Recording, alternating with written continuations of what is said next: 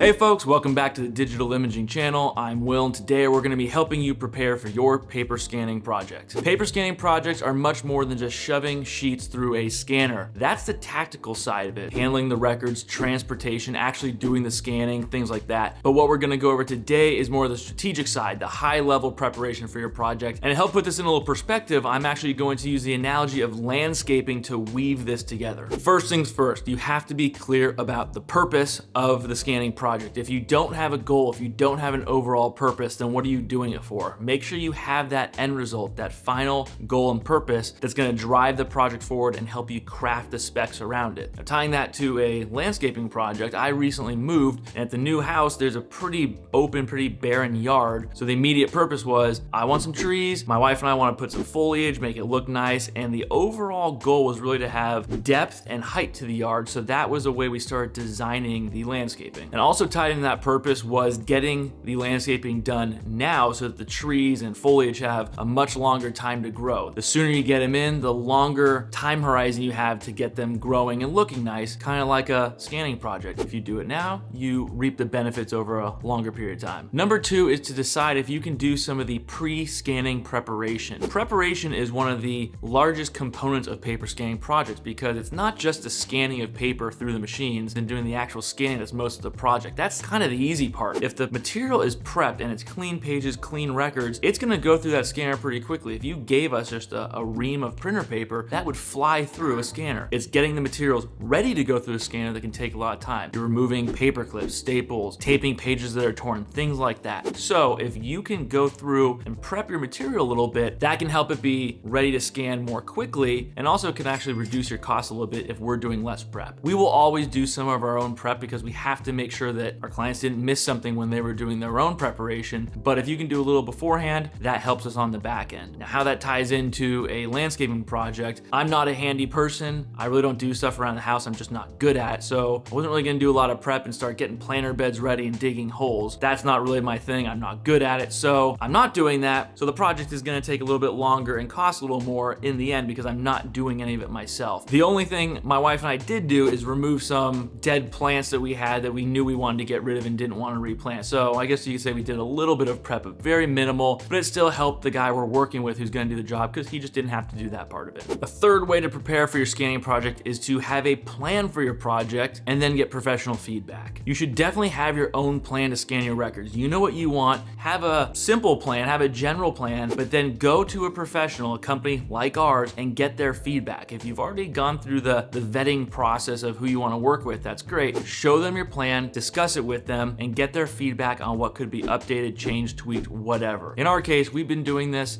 for decades. We scan paper day in and day out, so we do have an idea of what we're doing. At the end of the day, it is your project and you're gonna get what you want. But if we recommend something and say, hey, I know you said this, but you may wanna try that, take note of that and potentially implement that into your project, because we've seen pretty much the gamut of all projects and things that can happen, and we're recommending things that would work out best for you. So back to my yard, my wife and I had a pretty good plan of what we wanted to plant, where we wanted to plant things. I'd say we were probably 80% of the way through of the entire process. So when we shared our thoughts with our landscaper, we were pretty far along, but he did have ideas, things like, you mentioned this tree over here, but I think you should go with this type of tree instead. Or, yeah, you said that, I would push it a little this way to do X, Y, and Z to block out the other house or to put more height here, whatever it was. So even though we had a pretty solid plan, he's the expert, he does this for a living, and we took his recommendations and implemented many of them. Not all of them, because again, we're the ones that are gonna live here. So when it's done, we're gonna have to look at it every day. But we did take his advice and took many of his ideas and implemented them into our plan. So at the end of the day, we are still executing our plan, but taking his ideas and folding them in created what we think is a better overall design that we're gonna be much happier with than if we just try to do it all ourselves. And lastly, number 4, be ready to take action. The bottom line up front is don't drag it out. And that's not to say you can't have a long-term vision. If you have a long time frame on this project and you're just getting ideas and exploring them early because you're planning for another budget cycle in 8 months or a year, whatever it is, that's fine. Just let your scanning partner know early that that is what you're doing, because you don't want to get them worked up, getting through the process and through the ringer of their own teams and getting ideas, specs, quotes, proposals, everything that goes with that, and then letting them know later, oh, just kidding, we're actually not doing this for 6 months or whatever it is. If you have a long time frame to even start, let them know early so they can work that into how they interact with you and the pace of the planning and the specking. But if you don't have that long time frame and you start this research and you're thinking, I'm ready to go now, or I want to go now, make sure you don't get stuck in analysis paralysis once you get your ideas. Once you start talking to a scanning partner, be ready to move forward. No one wants to waste each other's time. They don't want to waste yours and you don't want to waste theirs. It's just bad juju. Now, there are 3 things to do before you start contacting potential scanning partners that we recommend. One is knowing the general pricing. There are different ways to figure this out. If you go on our website, we have some general pricing and then some ideas of if you do X, price could go up. If you do Y, it could go down. So you should take a look at that and at least have a general idea of what you have,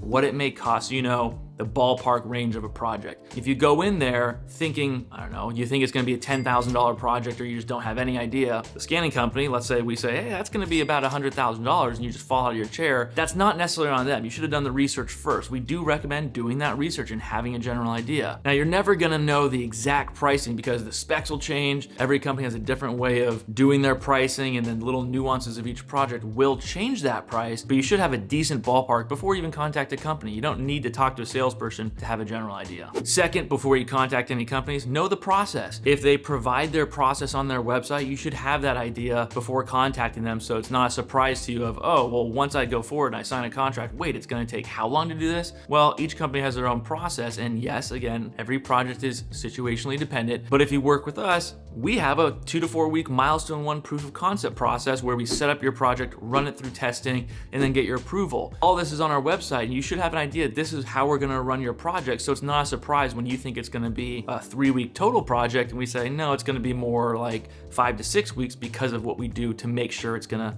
execute properly. You can likely find out the process from each company just by visiting their websites and looking at their blogs or pages on their site to see what that is. The last little tidbit ties in this entire section, which is be ready to move forward. Going back to the landscaping analogy, once our guy was over, we walked the property, talked about ideas, and what he did was he drafted a design and sent it over for my review, and he also included a ballpark price. After my wife and I reviewed it, he came back, we walked the property again, and we went over some details, and then we made a few updates to that design. So at the end of that meeting, he asked us if there were any other changes. We didn't have any at the time. So then he said, great, can I get the deposit and we can start moving forward? And that's what we did. But the reason we were able to do that is because we had already an understanding of the general pricing, the ballpark he gave us. We had an idea of the process that once we move forward, here's the timeline to get started, to go to the nursery, to get the trees out and things of that sort. So once he said, are you ready to move forward? Can I get a deposit? There's really no reason to stall. We knew we wanted to go and we went forward. So I hope that gives you a better idea of the strategic preparation for a paper scanning project. You want to have a clear purpose. You want to do some pre-prep if that's possible. Have a plan of your own, but then get professional feedback. And of course, be ready to move forward. Thank you for watching. Subscribe to the channel to get more videos like this, and I'll see you on the next one.